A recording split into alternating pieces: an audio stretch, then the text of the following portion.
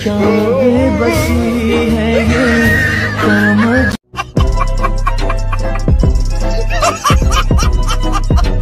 Hello বন্ধুরা, আপনাদের জন্য অনেক খোঁজাখুঁজি করে অস্থির বাঙালিদের অস্থির কিছু কর্মকাণ্ড নিয়ে আজকেও অস্থির বাঙালি পার্ট 28 তৈরি করতেছি। তো এই ভিডিও পূর্বের ভিডিও হচ্ছে অনেক বেশি ভালো হবে, পুরো ভিডিও জুড়ে না হাসার চ্যালেঞ্জ থাকলো। তো বেশি কথা না বলে আজকের এই ভিডিওটি শুরু করা যাক। শুভ কাজ যত তাড়াতাড়ি সম্পন্ন হয় ততই মঙ্গল। কোরবানি ঈদের দিন বিকেলে আমার বান্ধবীদের অবস্থা ছিল ঠিক এই রকম।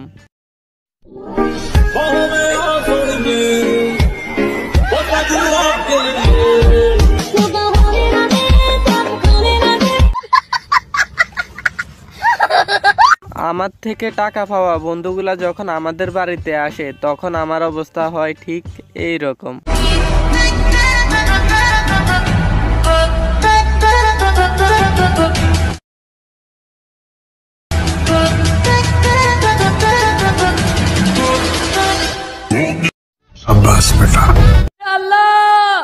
আমাকে তুমি উঠায় নাও, উঠায় না। তেমন কিছু না, গরু যখন রাস্তার পাশের সরকারি গাছগুলা খেয়ে ফেলে তখন গরুর অবস্থা হয় ঠিক এই রকম।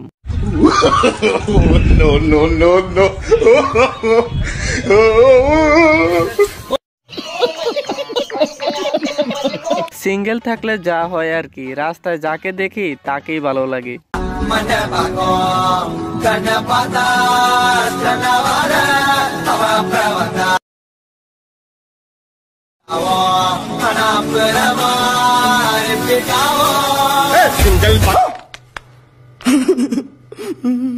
ফুটপাত থেকে কম দামে ছাতি কেনার পর বাকিটা ইতিহাস।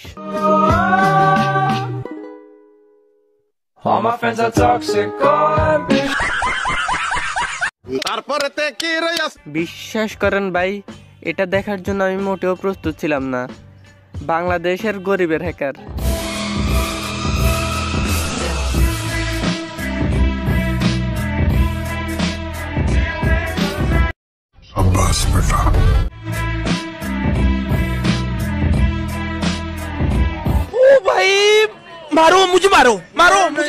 গরুর ক্রেতার কথা শুনে আমি প্রায় 1.5 মাসের মতো পাগল আছি।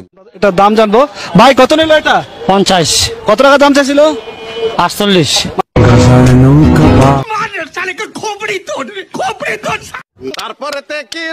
আমার ক্রাশ যখন শাড়ি পরে লে আমার অবস্থা।